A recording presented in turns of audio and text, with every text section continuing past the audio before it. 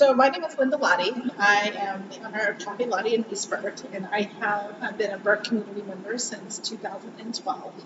And I began with this project back in 2017. My name's Dan Flanagan. I'm also a Burke resident, and I have been with this project since its beginning in 2017, once the community visits happened. My name's Todd Vindatuli, and I've been on this committee since, I believe, 2019.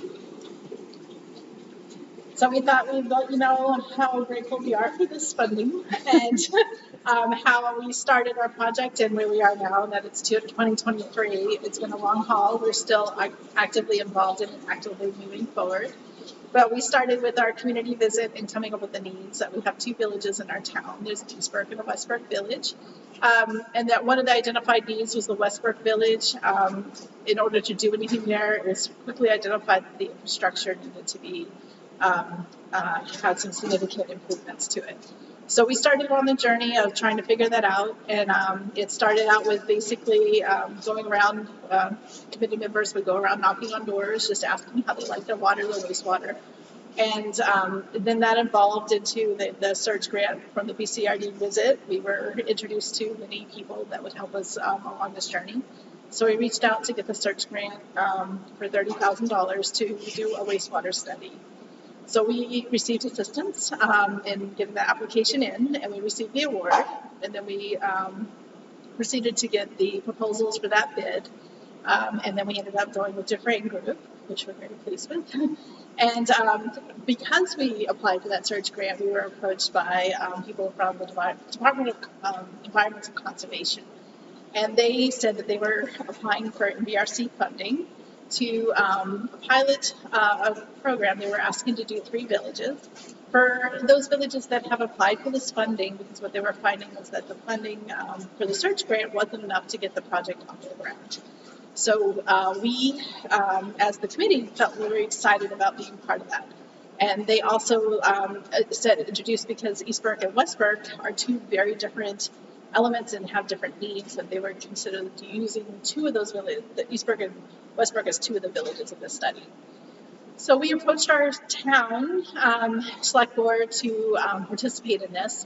And the town is very reluctant actually to move this project forward, because they felt like that the cost would be very cost prohibitive. And so the folks from the Department of Environmental Conservation, I'll say DC for simplicity, was very helpful in talking to the board and getting the board to understand that it's a fact finding. There's really a lot of uncertainty about what it is that they would do and what the outcome would be, but at least we would have more knowledge that we can use in the future. So they were able to help us convince the select board to move forward as part of the pilot. The town was very concerned about the cost, which with the in-kind contribution of the committee, we were able to cover that cost, which helped move that project forward. So then we moved forward, and just without the involvement of Andrea with our project manager and the DEC, kind of guiding us and helping us identify what the next steps were, and doing basically the outreach and getting the work done and coordinating, having continual meetings with us as the volunteers of the community, they helped move it along. And because of that, we, along the way, we said, well, once we get a wastewater system, if we do move that way, what are we going to do? So that prompted us to solicit funding for an economic development study and a vision study. So we reached out to several organizations. The town reached out for a municipal planning grant. We got a technical assistance grant from the community facilities. And then we also, Kingdom Trails supported the project with their grant program. And then we also, of course, the Vermont Community Foundation. And so we were able to participate in that, which was really exciting. It helped with our community outreach and information about the community. Great. You go. So we've covered how it started. We've covered the funding, and I'd say the next challenge is to keep the momentum going. We have, ever since from the beginning, we have been doing monthly meetings. We've had a pretty consistent group of committee members that have consistently showed up at all the meetings. We did trip up a little bit during COVID, but at the same time, we were able to continue meetings on Zoom, and we continue to do the meetings on Zoom or hybrids of that. And I think that, well, if you want to just add with the keeping the momentum going, there, the challenges continue to be, I would say, as I write down, we continue to kind of face somewhat reluctance, whether it be from the town or even from residents. Maybe we could discuss a little bit about that, or what your thoughts are. I think, we're at a point now where we need a larger outreach educational component so that we can point out all the benefits that this is going to give to the community, not just for West Burke, but the town of Burke itself as a whole. So that's where we need to make a big push right now, is to educate those people why this is good, what it's going to do, why it's going to benefit the whole town. And that's going to be a lot of work. One of the examples, though, that we did do was the community, the work that Peter Fairwater did as a community consultant in envisioning. And it was a very targeted study that he was able to put together that focused on, with a system like this, how many businesses you would be able to support, what type of businesses you would be able to support. And I thought what was really amazing was his rendition of the vision that the drawings and the handouts that we had, of actually showing what the actual community, what the village of West Burke could actually look like with this happening. With this infrastructure, with infrastructure comes a lot of development above ground, better buildings, sidewalks, wider streets, a more inviting environment for businesses, for people to come to, more pedestrian friendly. And I think that was, I think if we look back on what was one of the big accomplishments, I think it was being able to have that study and to be able to have a tangible thing to show in our outreach efforts of what Burke Village could possibly do. And it comes back to the starting point of like the NBRC grant and how much that helped us get to a point where we thought it was a viable approach. Because one of the things that is still a concern today of it's going to cost us too much, it's too expensive, we'll never be able to do it.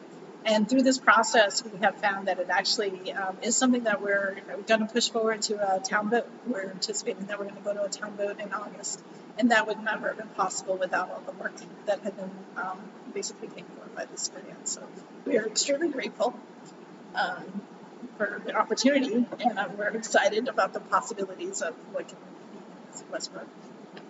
So initially you mentioned that the select board was really reluctant to take this on, and perhaps the public as well. Do you want to talk a little bit about how kind of the perception has changed over time? It's been maybe about 4 or 5 years now since. Well, I remember one of the most exciting moments that I had is when you were presenting the cost. And the state member, when we were originally going for this pilot study grant, which would cost the town nothing, the comment was basically like, why would we ever move forward with this project? We know we can't afford.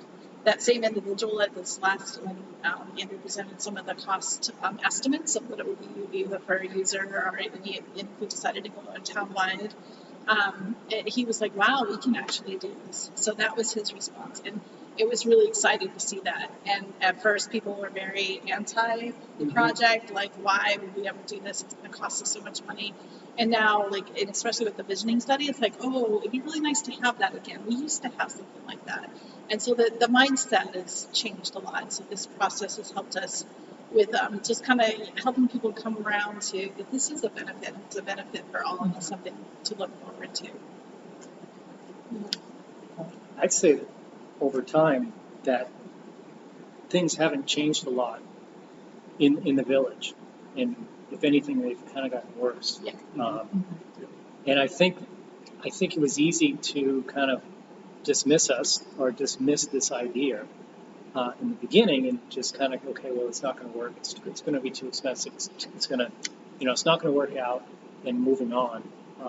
I think if anything we've proven is our tenacity over the past 7 years, pretty much since 2017, that we're not going away, because we really do see this is really the solution that has to happen if we're going to see any improvement in the situation in the village. Mm-hmm. And I mean, as you continue to see in the paper, and the continued struggles with some of the buildings there, and it really stems from not having the infrastructure, not having the commitment from investors or from actual property owners themselves, not committing to the village in order to contribute to its success. So.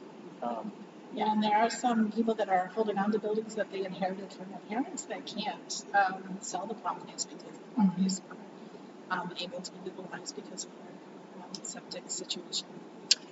That's one of the biggest problems in the village, is that if a building or property came for sale and somebody wanted to come in and put residential property in or a business in, well, you've got to have X amount of space for a septic system. It's not like the old days where you could just bury a barrel in the backyard and call it good. So, Straight life into the subsection. exactly.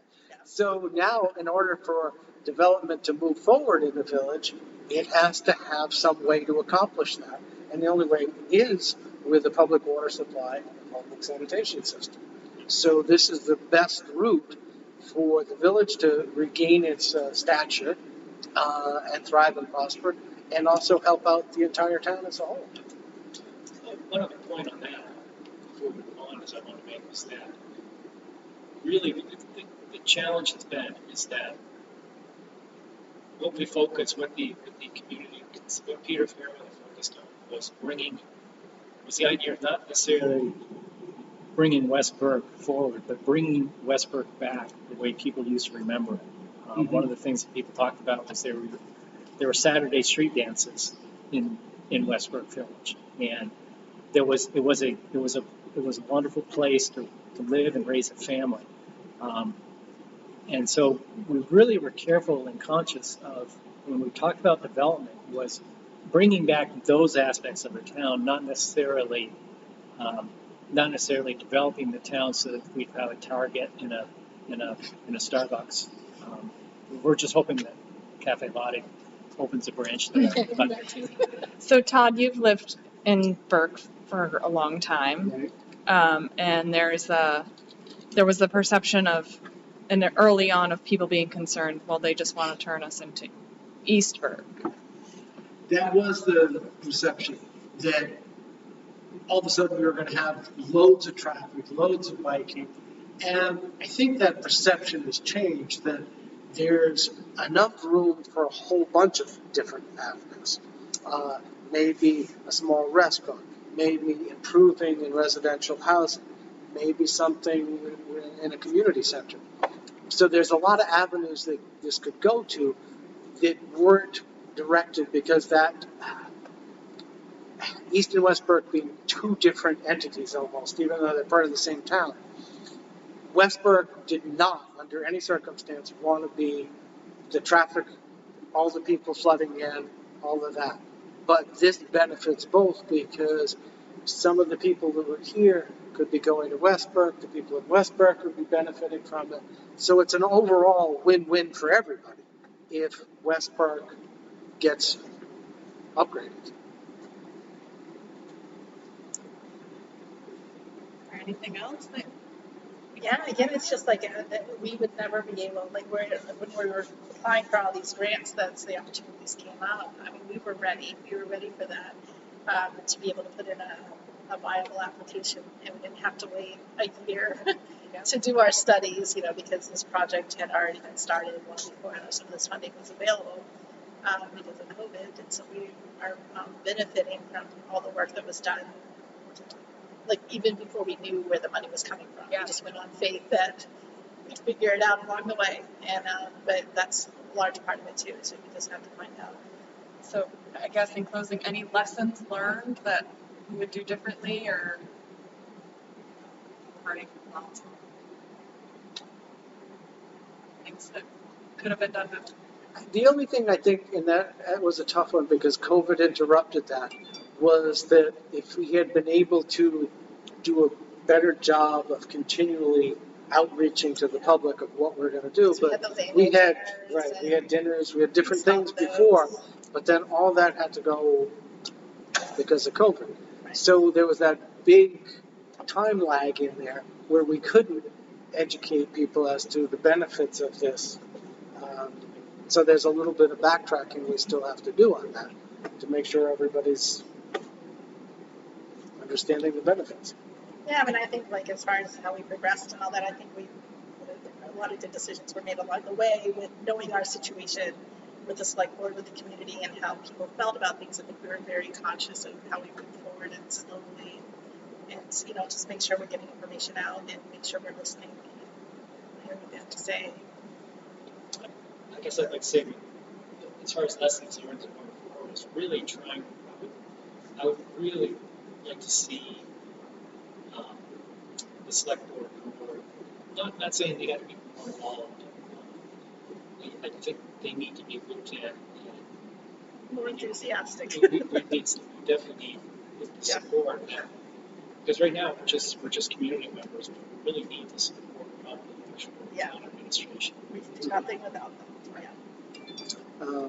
So one of the other things is that getting that support not only of the public, but the town is critical. If the town administration had been, nope, it's not happening, we could have done all the outreach in the world and the public wouldn't have gone for it at all because the select board said, no, okay, that's good enough, we're not even going to bother listening. So again, that's a key component. Being neutral.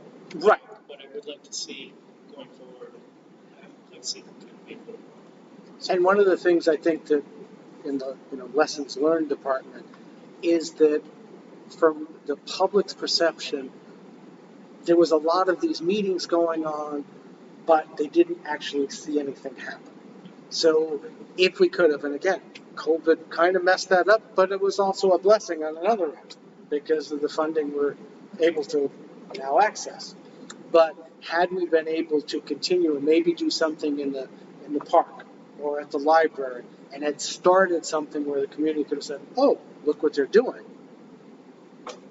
But again, That's a good point, Todd. So we could talk about some of the things that would be quick, visible projects that we could get accomplished. Right. And we didn't quite move those forward.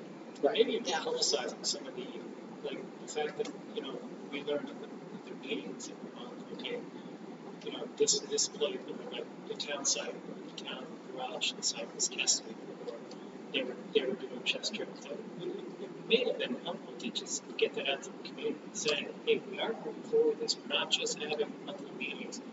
These are the things that happen. Hey, there's a test one. We're actually testing this season. We might be able to get the water. We're actually testing. That makes something going forward. Some kind of, when you're on social media, get a splash in the paper. Great. Well, thank you all for your time. thank you. Thank you.